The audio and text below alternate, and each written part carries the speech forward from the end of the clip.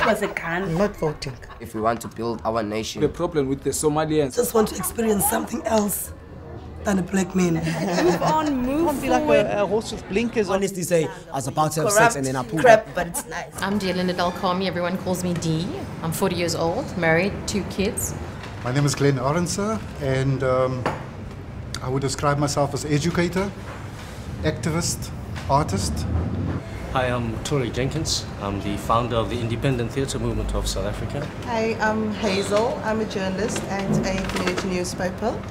I personally think that part of the tension between black and so-called colored people, of all the potential reasons, the fact that colored people are seen to be speaking Afrikaans, which is the white man's language, that is also a source for tension. How? But I think Afrikaans. Exactly, Yeah, exactly. Yes. We're talking about the type of Afrikaans that is developed in a harbour city. Yes. Now we mustn't forget the mixedness I like that. Harbour City. and the harbour city. You know, harbour cities are just what mixedness is all about. Yeah. Not mixed upness. We're not becoming mixed But up don't you just love about it? our mixedness. Don't you just love it? Of course, because that is what does. I mean, you know, that is why when we want to, I think, when we want to put our thumbs on a coloured culture, we again losing sight of the fact that that mixedness also happens at the cultural level, and not just for coloureds.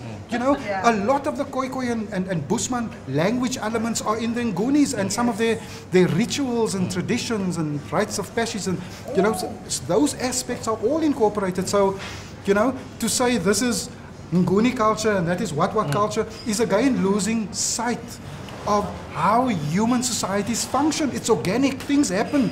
You need an oppressive system to come in and shoot you and keep the two of you apart. Because that's against life. That's against how life happens. So it needs engineering with gunpowder to, you know, to keep people apart. But before the gunpowder and before the Bible,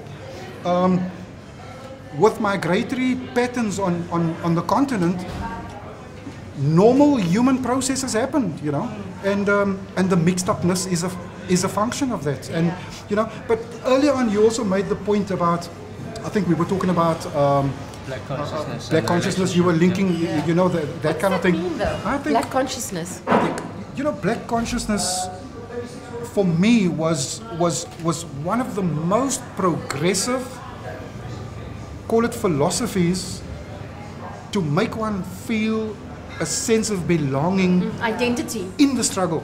Right. Because you would, you know, initially there was apartheid drawing a line and saying this is white and everything else on this side is non-white, right?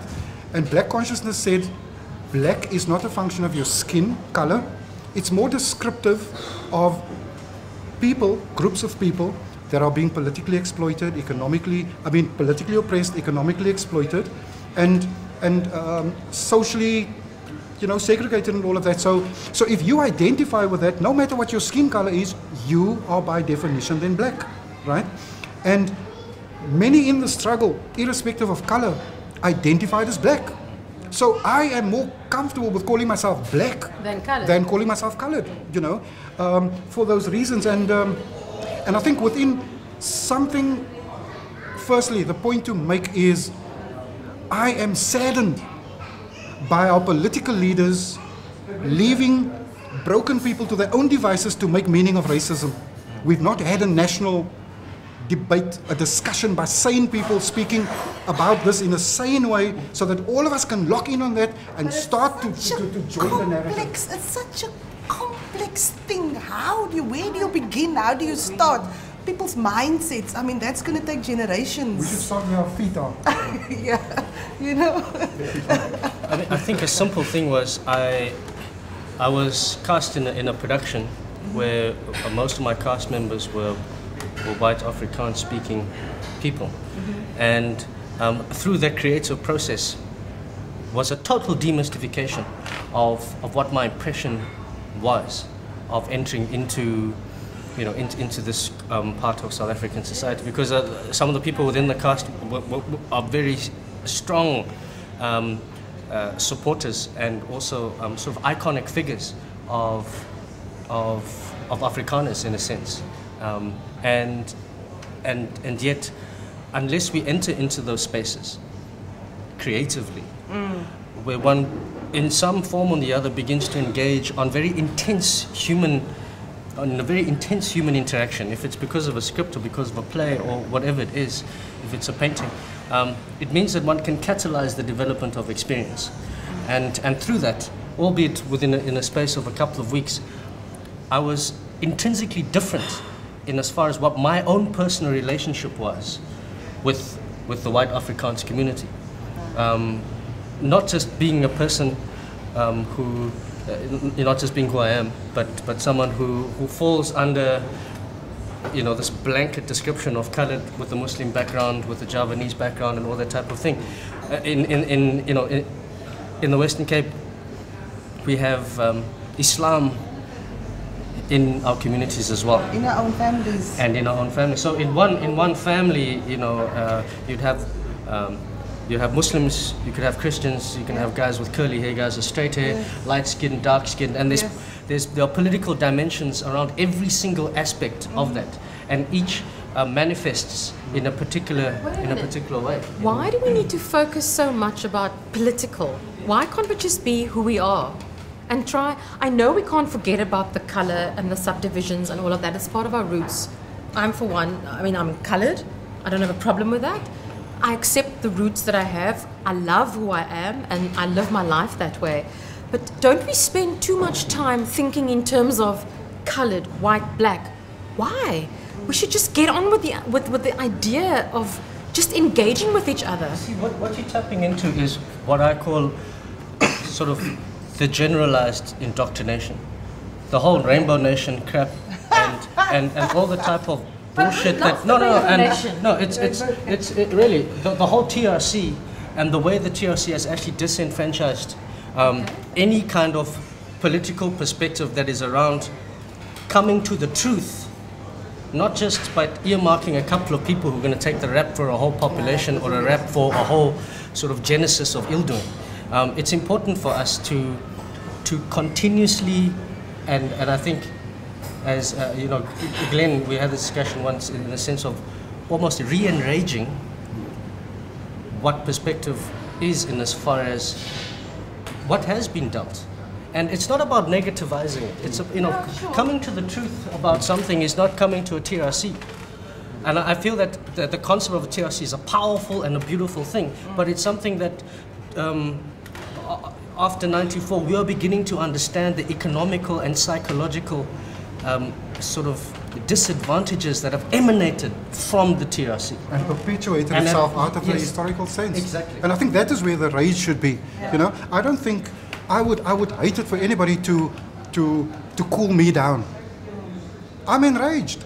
I can see that. Because, and not just because the fan isn't working, but you know what I'm saying? But because I think we should be as human beings, because there's such a lot of ill, and I don't think we can... but wait a minute. Doesn't it have something to do with generations and where we come from? I mean, how old are you? I'm 47. I'm 40. How old are you, Tari? 30. 34. You see, I think a lot of it has got to do with where we come from and the generation we were born into, because you seem to be enraged, and I can see that. And I don't have a problem with it. Yes, don't. Because we need people to be enraged, okay? We need a couple of people to be enraged, and we need those people that are there to create the peace, and we need whatever. We need different and we need diverse. And I'm just wondering, isn't it from where we come from and in terms of our age and how we grew up and our experiences that actually provides what we are about today and why we are speaking the way we are at the moment? Mm-hmm. Our acquired skills, our environment, and the people that we mix with and where we grew up and all of that, isn't that part of it? Because from what I'm seeing now, all four of us sitting here, we all so-called colored, whatever that means, but we all have different experiences and different needs and different things we want to express and say. So we were all hurt by the past, but yet we're all trying to focus on different things going forth in the future. Do you get what I'm saying? I don't think going forward is necessarily a negative. I don't think being enraged about certain issues that are unresolved and we are expected to go on with it necessarily is negative. No, I didn't say that. I know. Yeah. That's why I'm just trying to confirm what you're saying, because I think all four of us are busy with constructive things based on the foundation of our own position where we're coming from. Absolutely. But you know, I find that it's not necessarily a virtue to say I'm a child of the post-apartheid period and I don't want anything to do with the past. Don't you, dad or mom, put your luggage on me.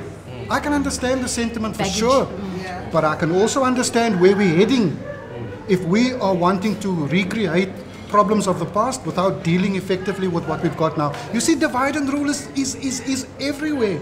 And we must see that we do things that unite us. I, for instance, refuse to put colored on an application form. I know, and sometimes we do get those forms. And I won't do it for the sake of the ANC or any government that wants to do reparations in my name as a colored. Doesn't this have something to do with our personality and character, and nothing at all with the fact about being colored or white or black? Well, because clearly you are someone who are quite. I can see you very assertive, and you believe in everything that you say and do. I'm definitely a peacemaker. I don't like conflict.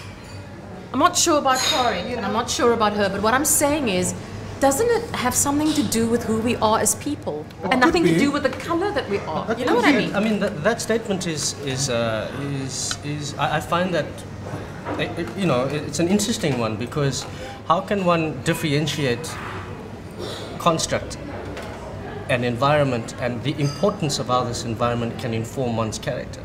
And I think there's no one sitting here, I think, by virtue of the fact, and I'll go so far as to say this, of being who we are, living in this country, has not at any particular moment experienced something which is hardship. Pain. Oh, yes. And, Sadness. but specifically, again, to do with race. Yes.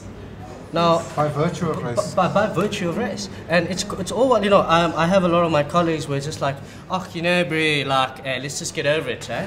You know, it's time to just move on. Like just no, not even or yourself. Where it's language group. you know, Someone asked me once and why I am so happy when we have the past that we have. And it's just who I am, you know. I'm happy-go-lucky. I wear my happy mask most days. I can see you're very down to earth person. Yeah. So, and they were asking me, you know, aren't you, like you said, you are enraged of what happened, you know, all the things that has been done to our people. But to me, yes, there was a time in my life that I was very, and I must add that I'm a bit on the younger side in terms of, you know, during the 80s I was like a primary school learner, so it's, you know, so in terms of the effects that the dealings of that time had on me might not have been as major as it was in my older siblings. You know, I wasn't physically involved in the struggle against apartheid. It was also that protective thing from the family, you know. My mother didn't want her youngest to go through similar things that her older children went through, and so therefore I'm protecting you from partaking in whatever X, Y, or Z. So you don't have that experience? To a limited degree. Because I mean, it's through your siblings? yes, through my siblings. There were few times that I was directly affected by apartheid as a child, you know. I remember, I think it was probably about 8 or 9 years old or so, when I was at the beach with my family and a white person told me, sorry native. And me not understanding fully what the term or the word meant, I felt so insulted, you know. It's like, why is this man calling me a native? So, you know, in terms of little things like that. So it had some effect on me, but not as great an impact on my life as it had on my older siblings. Wow. So I don't know if that is why I can walk around with a smile on my face. I don't think so. Look at this.